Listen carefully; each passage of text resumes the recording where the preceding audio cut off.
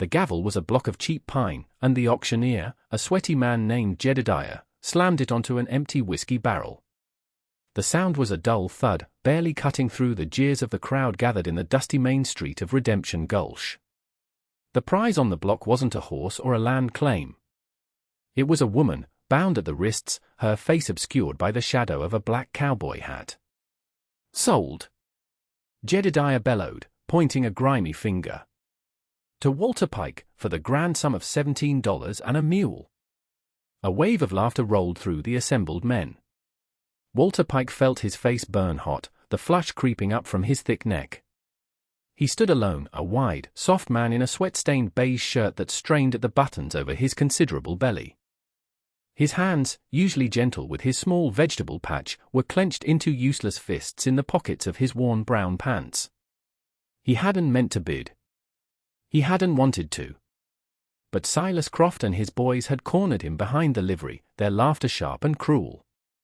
They'd shoved a handful of coins into his palm and pushed him toward the crowd.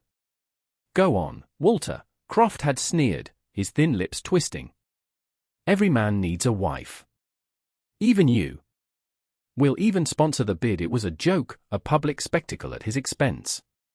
They'd chosen the most unlikely bride for the town's most pitiable bachelor, a captured Chinese outlaw, rumored to be a killer. Marrying her off to Walter was the punchline. Now, the joke was a legally binding fact, witnessed by the whole town. The deputy untied the woman from the post and gave her a rough shove in Walter's direction. She stumbled but didn't fall. As she straightened up, she looked directly at him for the first time. Beneath the brim of her hat, her eyes were dark and still, holding a depth of calm that seemed impossible for her situation. She was dressed in a man's black canvas suit, dusty from the trail, and wore a gun belt with an empty holster. They'd taken her pistol, but she still moved with a gunslinger's coiled readiness. Walter's heart hammered against his ribs. He was 35 years old and had never been with a woman. He'd bought his small, failing homestead on the edge of the territory with the last of his inheritance, hoping for a quiet life. Instead, he'd found himself the town's resident gentle giant, an object of ridicule for men like Croft. And now, he was a husband. "Well, go on, Walter," Croft called out, enjoying himself immensely. "Take your blushing bride home." Walter swallowed hard. He couldn't look at the crowd. He could only look at the woman standing before him. She was shorter than him, but she held herself with a straight-backed dignity that made her seem taller. He took a hesitant step forward. He mumbled, his voice thick. He gestured vaguely toward the edge of town where his wagon and lone mule, Bessie, were waiting. She gave a single, curt nod. Without another word, she started walking, her steps measured and deliberate. Walter, flustered, hurried to catch up, his boots kicking up clouds of fine Nevada dust. The laughter of the crowd followed them until they turned the corner past the general store. The silence that fell between them was heavier than any sound. He owned her, according to the town's mockery of law, but as he walked beside her, he felt with absolute certainty that he was the one who was captive. He did not yet know that the $17 he'd just lost was the best money he would ever spend. The journey to his homestead was 5 miles of sun-baked trail and suffocating silence. Walter drove the wagon, his large hands clumsy on the reins. His new wife sat beside him, straight as a fence post, her gaze fixed on the horizon. She had not spoken a single word. He cleared his throat a dozen times, the words dying before they could form. What did a man say to a woman he'd been forced to buy as a public humiliation? His homestead was a sorry sight, and he saw it now through her eyes. A small, unpainted clapboard house that listed slightly to the left, a sagging corral fence, and a field of wilting corn. It was a place of quiet failure. He pulled the wagon to a halt near the front porch. "This is it," he said, his voice barely a whisper. She slid from the wagon seat with a fluid grace that surprised him, landing silently on her feet. She surveyed the property, her expression unreadable. Walter clambered down, his weight making the wagon creak in protest. He felt a fresh wave of shame. He was a fat, poor farmer with a wreck of a homestead, and he didn't know what she was, but she was more than this. He fumbled with the key to the front door. "The well's in the back." "It's good water," he offered, as if that might redeem the rest of it. She followed him inside. The house was just one room, sparsely furnished with a narrow bed, a rough-hewn table, and 2 chairs. It was clean, at least. He'd always been a tidy man. A small stack of books sat on a crate near the bed.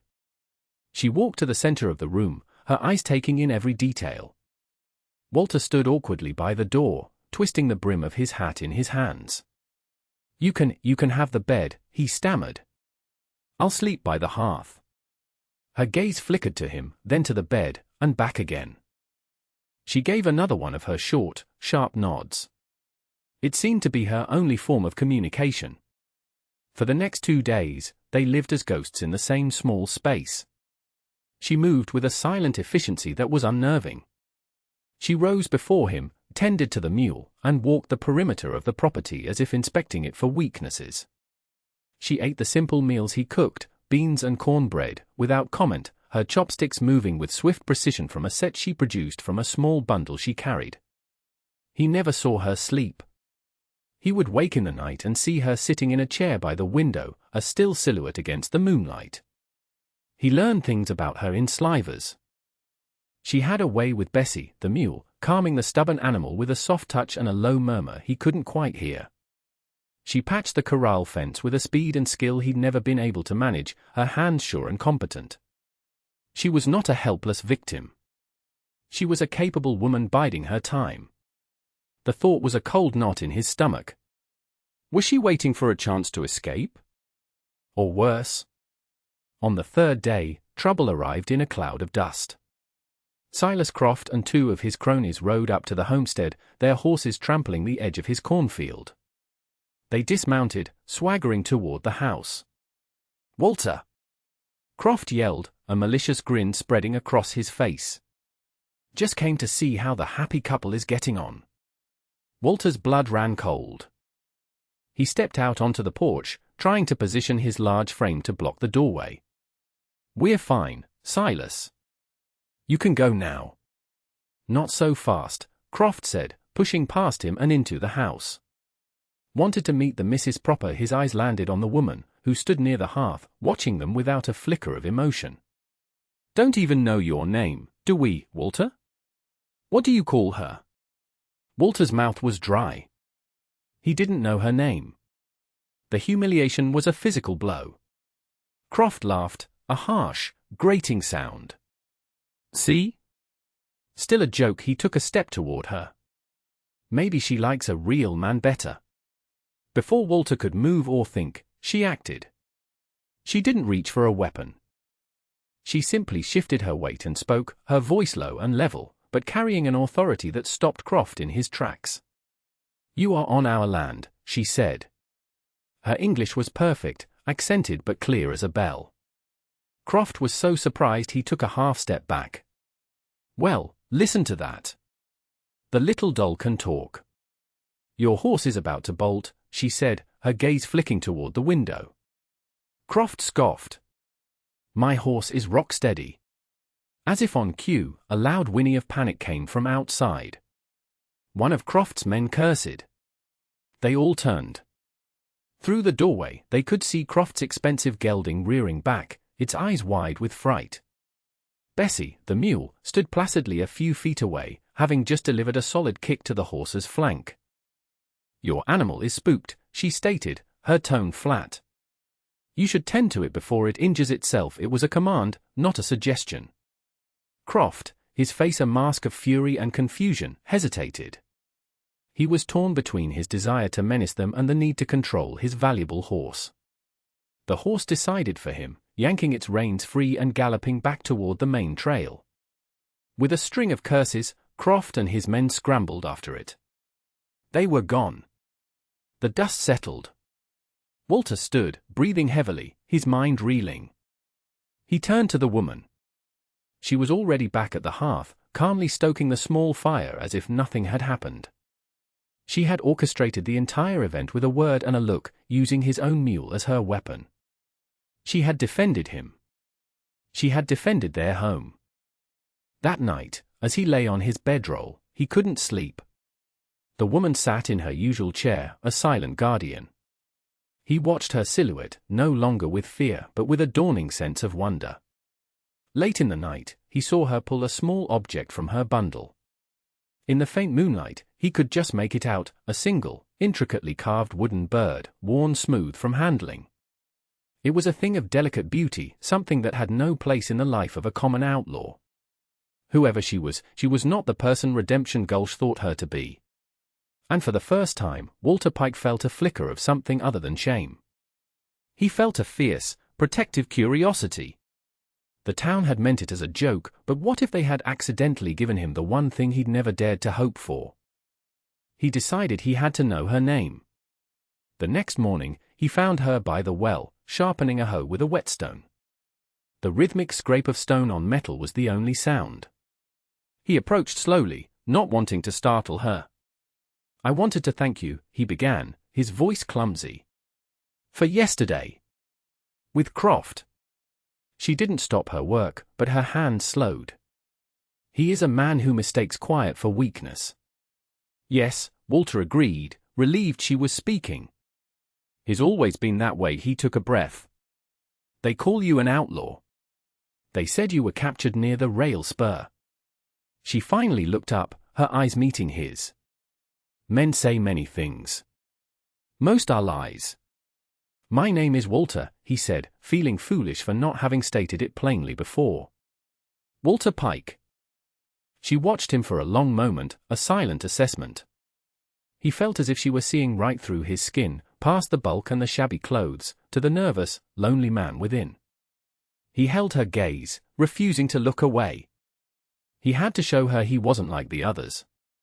"My name is Lynn," she said at last. The sound of it was simple and clean. "Just Lynn." "Lynn," he repeated softly. It felt right. "It's a pleasure to know you, Lynn." A corner of her mouth quirked, the barest hint of a smile. "Is it, Walter Pike? Even after they made you buy me like livestock?" "That was their shame, not mine," he said, surprised by his own conviction. "And not yours." That small admission seemed to change something between them. The silence that followed was different, less heavy. Later that day, she approached him while he was weeding the vegetable patch, his large frame bent awkwardly over the soil. "This ground is too hard," she said, pointing. "The water runs off. It does not sink in." He sighed, wiping sweat from his brow with the back of his hand. "I know. The yield is always poor. I do what I can. We can build terraces," she said.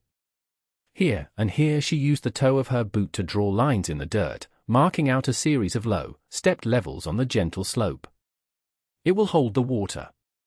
The corn will grow taller." Walter stared at the lines.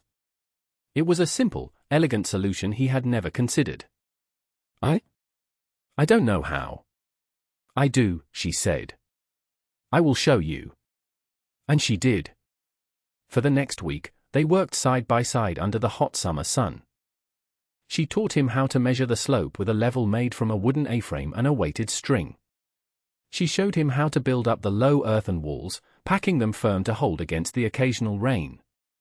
He did the heavy digging and lifting, his strength finally a useful asset rather than a source of shame. She directed the work with the quiet confidence of an engineer. He learned more about her in those days of shared labor than in all their time of silence. He learned she had a dry sense of humor that appeared in brief, unexpected flashes.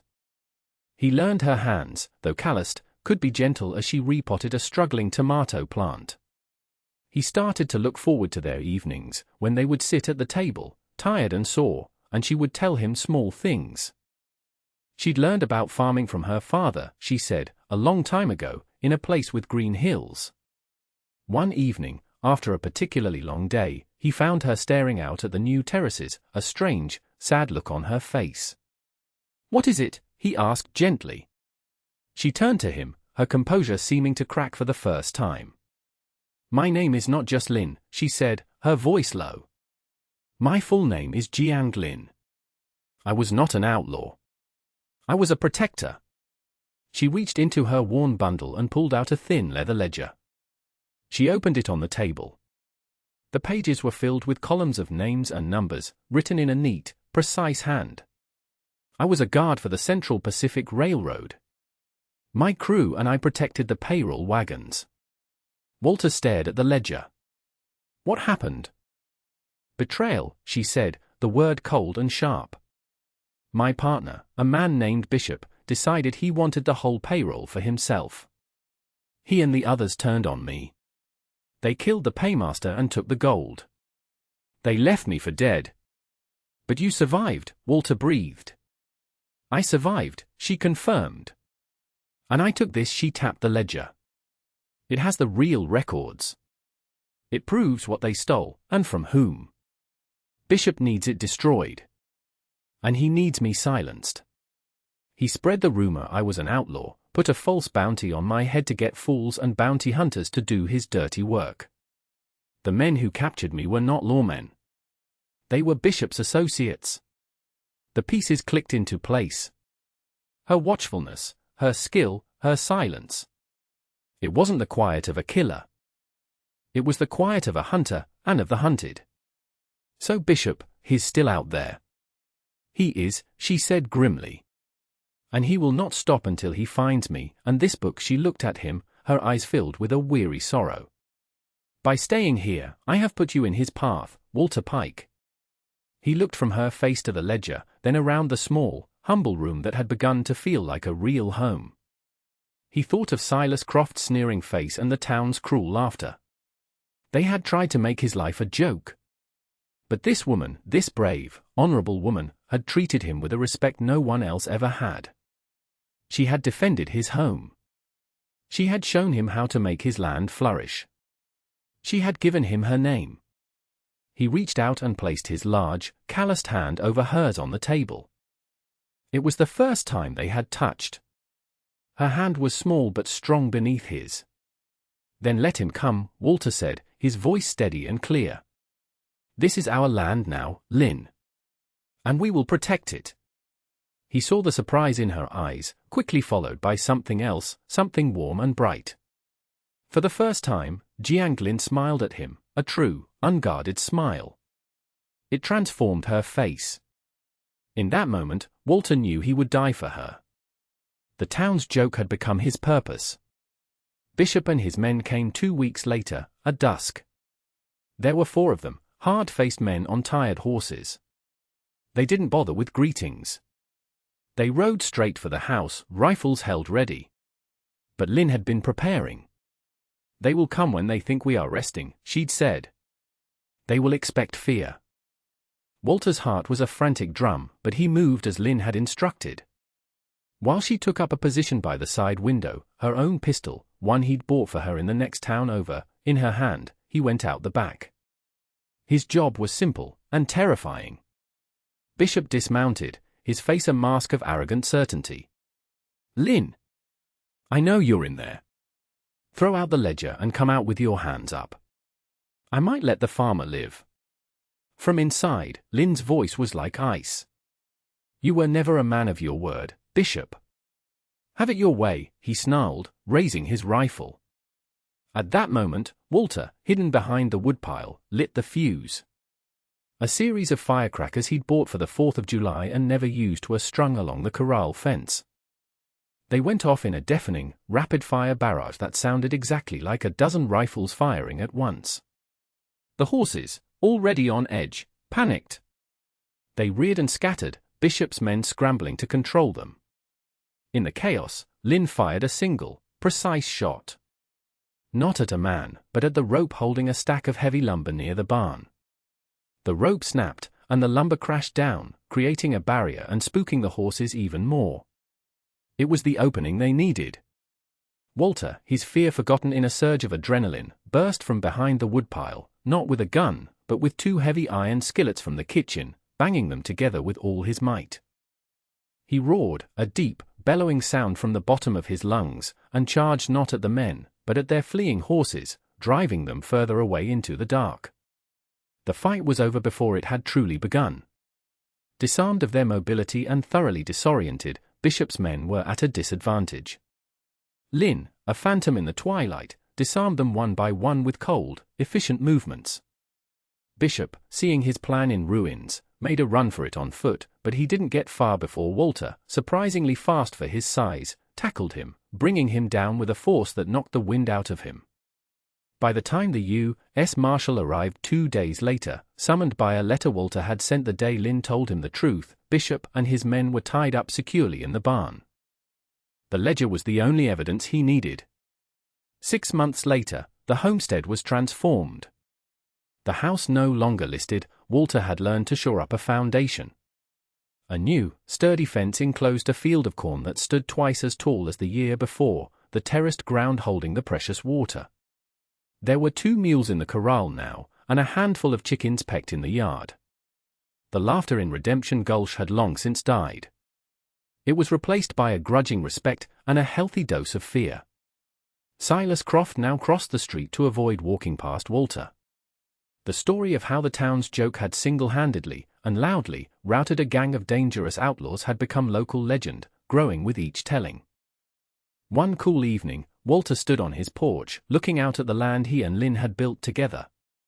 He was still a large man, but his shoulders were back, his stance solid. He was no longer ashamed of the space he occupied in the world. Lynn came to stand beside him, her presence a familiar comfort. She rested a hand on his arm. He looked down at her, at the quiet strength in her face, and his heart felt full to bursting.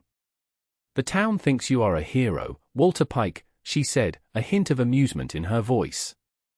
He shook his head, covering her hand with his. "We are a team. You are the strategist. I am the loud distraction." She laughed, a soft, lovely sound he had come to cherish. A very effective distraction. She grew serious, her dark eyes searching his. "They meant to mock you. To give you a burden." "They did," he agreed, his voice thick with emotion. He turned to face her, taking both her hands in his. "And it was the greatest gift I have ever received." She leaned in and rested her head against his chest, right over his steady, beating heart. He wrapped his arms around her, holding her close. The world had tried to make them a punchline, a mismatched pair bound by cruelty and shame. But here, on their small patch of land, under the vast Nevada sky, they had forged something true. They had built a life, not from a joke, but from the quiet, unshakable foundations of mutual respect and earned affection. They were home. And that brings us to the end of this one. If you stayed with me all the way through, thank you. Stories like this one only get told because folks like you sit down and listen. If you liked what you heard, go ahead and hit that like button. And if you want more stories from the old frontier, subscribe so you don't miss the next one. Until then, take care of yourself, and thanks again for being here.